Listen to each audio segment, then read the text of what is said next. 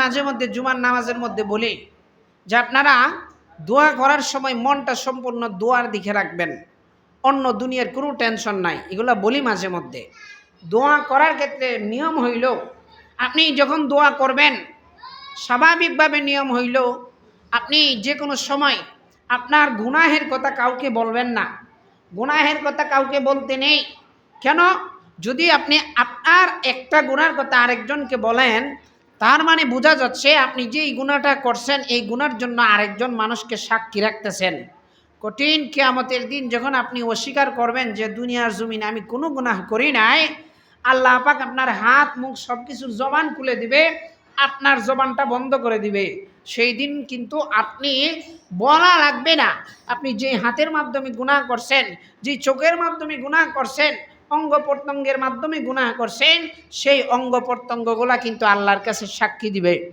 তো অঙ্গ প্রত্যঙ্গের দিকে একটু পরে যাই।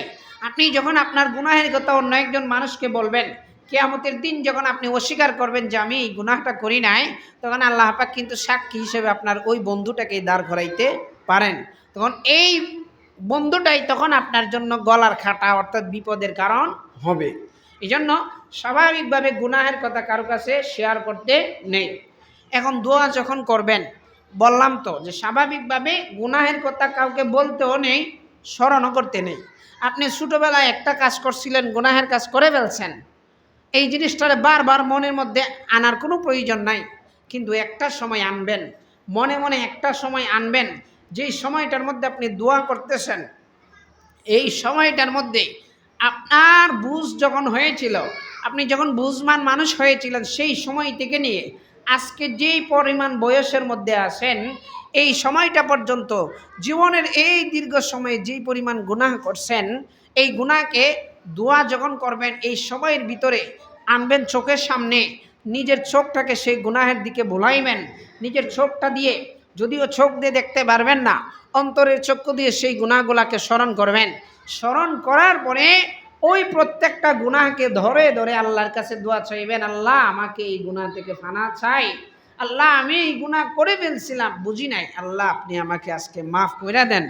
এই সময়টার মধ্যে যদি এই গুনাহগুলার স্মরণ কইরা আল্লাহর কাছে ওইভাবে কান্নাকাটি করতে পারেন, তাহলে অবশ্যই আল্লাহ পাক আপনি এবং আমাদেরকে মাফ করবেন।